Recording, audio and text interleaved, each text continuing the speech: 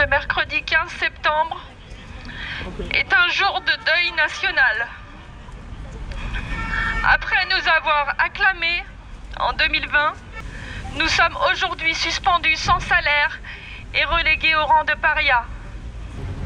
Un site d'annonce d'emploi à durée déterminée pour aider toute personne suspendue de salaire. Et le site c'est solidarityjob.fr. Amis, entends-tu les cris sourds du pays qu'on enchaîne? Oh, et partisans, ouvriers et paysans, c'est l'alarme. Ce soir, l'ennemi connaîtra le prix du sang et des larmes. Il va falloir, je suis désolée, c'était pas déclaré, c'était spontané, donc pour éviter que tout le monde ait une amende en plus, c'est déjà assez difficile comme ça. Le chef de ce monsieur insiste pour nous verbaliser tous, pour nous dissuader de recommencer des actions de ce type alors qu'elles sont pacifiques.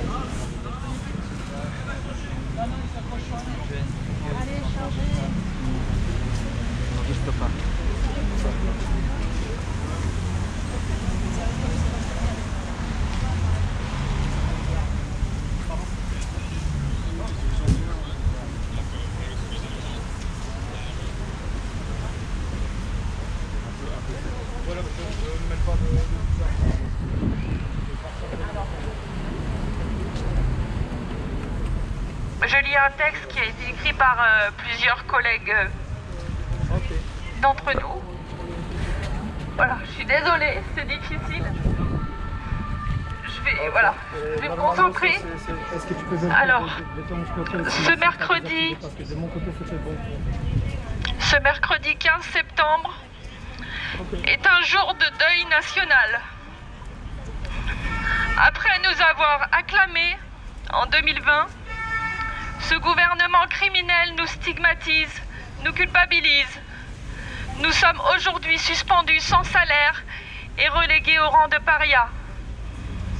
Notre refus de nous conformer à l'injection, qui n'est d'ailleurs pas encore validée par l'HAS, la Haute Autorité de Santé, n'est pas un caprice, comme beaucoup de gens le pensent. Nous demandons juste un principe de précaution, une liberté vaccinale pour tous, le respect du consentement libre et éclairé et du secret médical. Quelle hypocrisie de dire que cette suspension sans salaire n'est pas une sanction.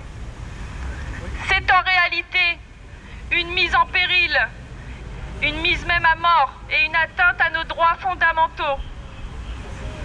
C'est une extorsion de consentement, par chantage, par menace de mort sociale, par insécurité financière et professionnelle. Combien de soignants se sont fait injecter à contre-cœur sous la pression? Nous pensons à eux aujourd'hui. Nous pensons également à toutes ces personnes décédées ou mises en danger par faute de prise en charge. Et désormais, l'accès aux soins conditionné au pass sanitaire. Nous appelons à faire une minute de silence pour rendre hommage en ce jour funeste à tous les professionnels du soin sacrifiés, humiliés, ainsi qu'à tous ceux qui les soutiennent. Et nous avons représenté notre situation par ce pendu où on a bien écrit dessus en 2020, nous étions à la base acclamés et sacrifiés en même temps. Et et en 2021, nous sommes suspendus. Donc on peut dire que Macron nous a tués. Et nous résisterons jusqu'au bout, nous resterons dignes. Et voilà, force à tous, courage, nous sommes là pour nous soutenir, pour dire la vérité. Et si certains veulent s'exprimer, ils pourront le faire par la suite. Je vais demander à monsieur le commandant si nous pouvons juste finir notre action pacifique, puisque nous ne sommes pas là dans la haine encore une fois. Bravo Florence et merci.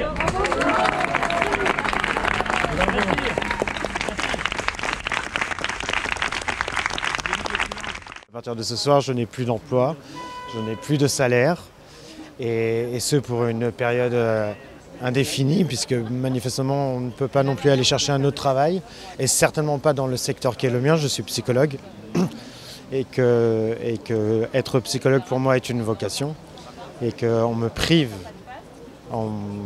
de cette possibilité de pouvoir encore exercer mon emploi et de pouvoir en vivre. Il me semble qu'il ne s'agit plus que de la vaccination, mais d'un changement de paradigme de la société tout entière, et qu'une ligne rouge a été franchie, et qu'au nom de l'humanité, on doit arrêter ce qui est en train de se passer, parce qu'un jour ce sera trop tard. Que soit on se mobilise maintenant et qu'on agit maintenant, parce que demain ce sera trop tard. Donc c'est la raison pour laquelle je suis là. Pour vous, par exemple, à partir d'aujourd'hui, c'est officiel, c'est-à-dire que vous avez reçu quelque chose de confirmation que votre poste est suspendu? Non, je n'ai pas reçu de confirmation parce que l'hôpital pour lequel je travaille a souvent des difficultés à faire acheminer les papiers et les documents officiels. Mais j'imagine que dans les jours à venir, oui, je vais la recevoir. Du coup, à partir de demain, que comptez-vous faire? Enfin, qu'est-ce que vous allez faire demain, par exemple, concrètement? Appeler tous mes patients pour les prévenir que pendant un certain nombre de jours, je serai bloqué pour pouvoir les recevoir, même s'ils sont déjà au courant. Leur donner des nouvelles, parce que beaucoup sont inquiets. Continuer à appeler mes collègues, parce que je suis soutenu, je travaille en Seine-Saint-Denis et je suis soutenu par l'intégralité de mes collègues et l'intégralité de mes patients. Mes collègues qui se sont fait vacciner par crainte de perdre leur emploi et parce qu'ils avaient des charges. Malgré le fait qu'ils aient été vaccinés, ils me soutiennent à 150% et sont très inquiets par la suite des événements, c'est-à-dire la 3e injection qu'ils ne veulent pas, et par cette société qui sombre dans l'obscurantisme le plus total progressivement. Très souvent on entend qu'on n'est pas dans une société totalitaire et que la Corée du Nord par exemple serait bien pire. Et très souvent à cela je réponds que évidemment on ne tombe pas dans une société totalitaire du dimanche au lundi, mais que celle-ci s'installe progressivement. Et les mesures prises par le gouvernement actuel sont les prémices d'un totalitarisme qui avance à grands pas. Il y a combien de cas comme vous dans votre hôpital? C'est difficile à savoir puisque on avait jusqu'à aujourd'hui pour pouvoir encore faire la première injection.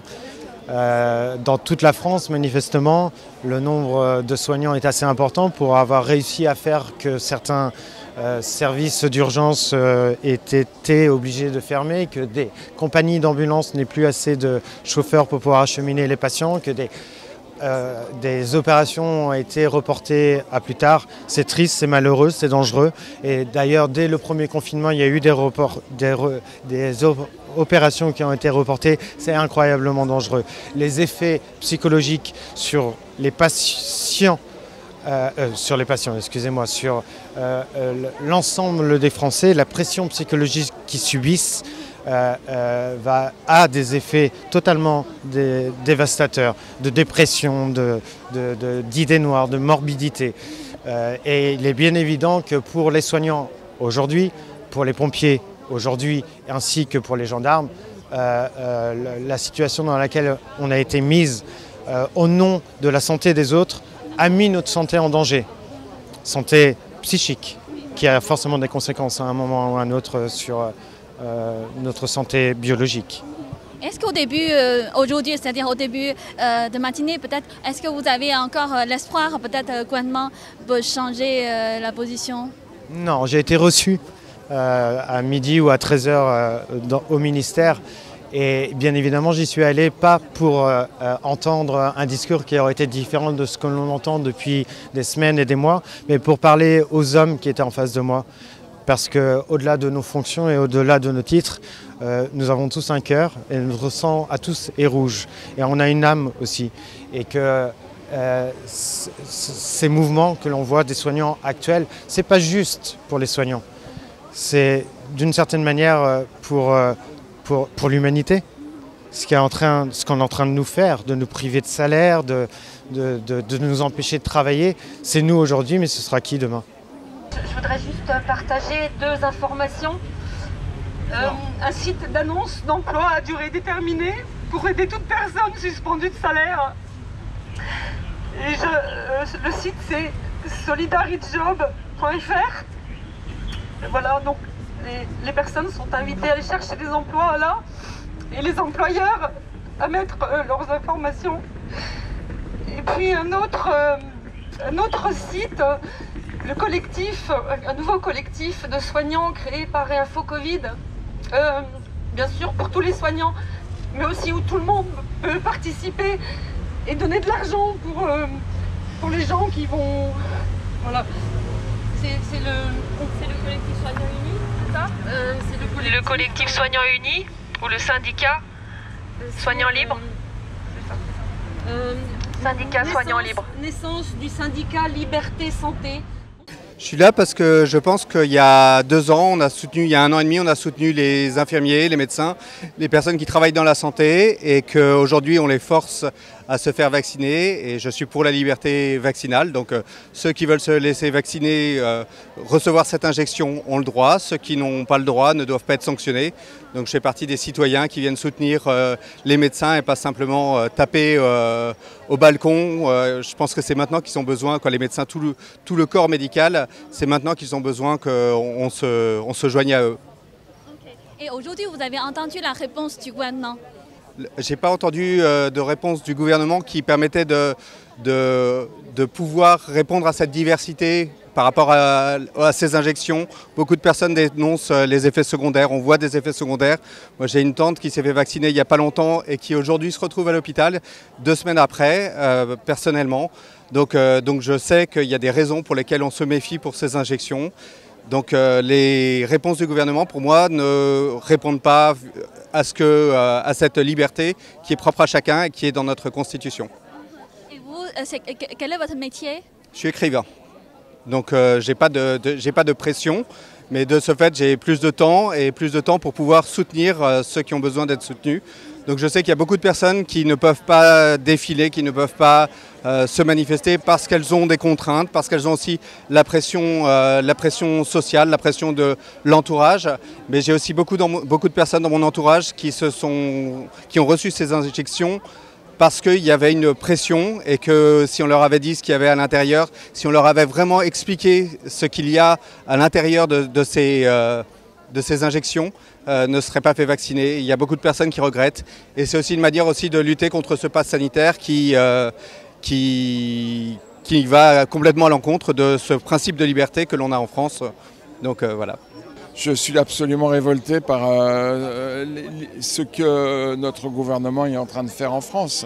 C'est-à-dire empêcher des gens, obliger des gens à se vacciner sur un vaccin qu'ils n'ont pas choisi et qui, pour moi, je vis depuis 18 mois j'ai l'impression d'être dans un asile de fous dans mon pays. Voilà.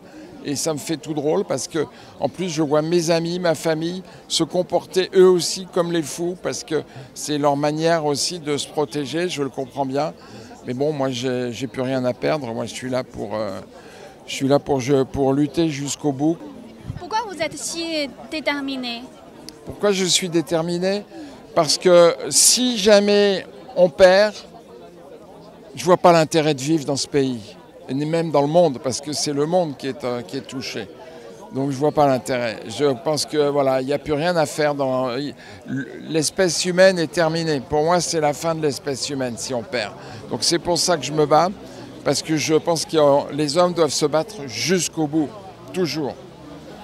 Voilà, on est face à une sorte de révolution mise en place par un tout petit nombre je ne sais pas comment on les appelle, C'est même plus que des oligarques, c'est l'hyper-bourgeoisie. Ils sont peut-être 3000 personnes en tout et pour tout. Mais c'est eux qui sont en train de prendre le pouvoir et ils peuvent tout contrôler. Donc il n'est pas question qu'ils me contrôlent moi. Je préfère mourir. Et vous pensez qu'il y a la chance de gagner pour cette guerre? Je pense qu'il y a toujours une chance de gagner. Voilà. Moi je crois en Dieu. J'y croyais pas forcément avant, mais là j'y crois de plus en plus. J'avoue que c'est aussi un des derniers espoirs qu'on a. C'est qu'à un moment ou un autre, il se passe quelque chose. On ne sait pas quoi, mais il va forcément se passer quelque chose. Ils vont faire des erreurs, ils vont faire des fautes. Ils en ont fait déjà beaucoup, mais elles ont été effacées, pas vues, pardonnées, je ne sais pas. Je compte là-haut, en espérant que ce ne soit pas la pluie. Nous allons chanter le chant des partisans qui nous rappelle les sombres heures de notre histoire. Et je prie pour qu'elles n'arrivent plus jamais et que les forces de l'ordre comprennent que nous sommes tous en danger, eux compris. Amis, entends-tu le vol noir des corbeaux sur nos plaines, sur nos plaines? Amis, entends-tu les cris sourds du pays qu'on enchaîne, qu'on enchaîne? Oh oui, partisans, ouvriers et paysans, c'est l'alarme. C'est l'alarme. Ce soir, l'ennemi connaîtra le prix du sang et des larmes. Et des larmes. Montez de la mine, descendez des collines, camarades. Camarades. Sortez de la paille, les fusils, la mitraille, les grenades. Les grenades. Oh oui, les tueurs à la balle et au couteau, tu évites. Oh oui, saboteur, attention à ton fardeau, dynamite. Dynamite. C'est nous qui brisons les barreaux des prisons pour nos frères. Pour nos frères. La haine à nos trous, c'est la faim qui nous pousse, la misère. La misère. Il y a des pays où les gens au creux du lit font des rêves. Font des rêves. Ici, nous vois-tu, nous on marche et nous on tue, nous on crève. Nous on crève. Ici, chacun sait ce qu'il veut, ce qu'il fait quand il passe. Quand il passe. Ami, si tu tombes, un ami sort de l'ombre à ta place. À ta place. Demain, du sang noir séchera au grand soleil sur les routes. Sur les routes. Chantez, compagnons, dans la nuit, la liberté nous écoute. Nous écoute. Amis, entends-tu le vol noir des corbeaux sur nos plaines? Sur nos plaines. Amis, entends-tu les cris sourds du pays qu'on enchaîne? Qu'on enchaîne. Amis, entends-tu? Amis, entends-tu? Amis, entends-tu?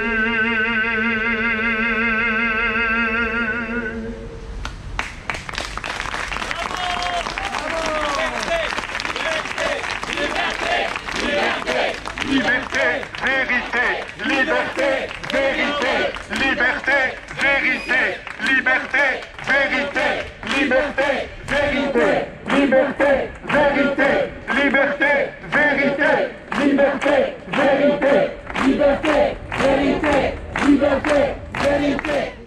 Ouais, on est venu enterrer une nouvelle fois le système de santé, puisqu'à partir d'aujourd'hui, l'obligation de l'injection est actée pour les soignants. Donc voilà, on est venu, on a tenté de venir déposer des fleurs et puis une stèle devant le ministère de la Santé. Et voilà pourquoi je suis là, pour soutenir les soignants et des amis qui perdent leur travail. Donc aujourd'hui, vous avez rentré dans le ministère de la Santé?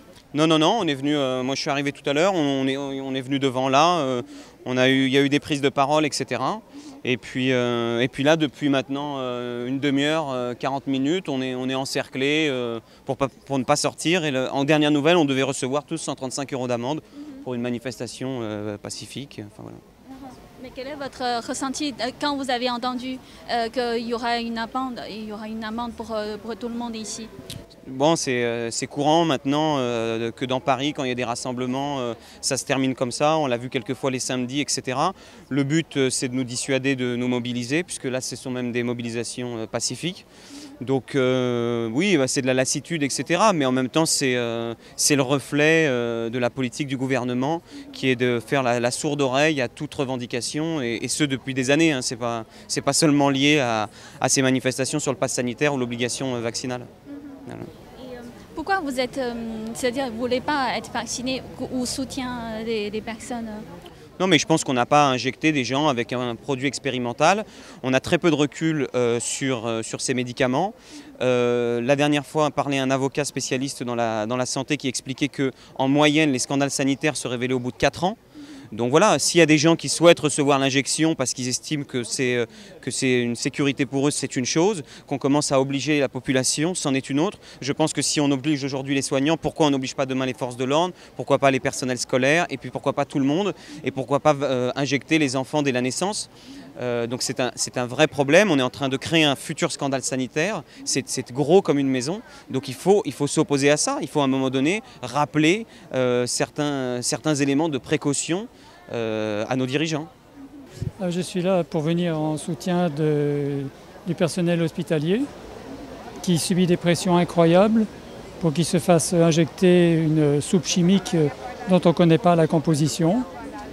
Et ils sont très bien placés pour refuser. Enfin, ils ont l'habitude de soigner les gens et ils ne veulent pas porter atteinte à eux-mêmes.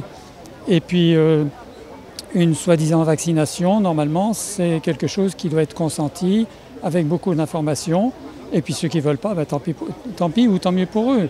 Mais il n'y a pas de raison qu'on les prive de travailler. Vous êtes dans le milieu médical? Du tout, non. Je suis du milieu touristique et maintenant je suis à la retraite.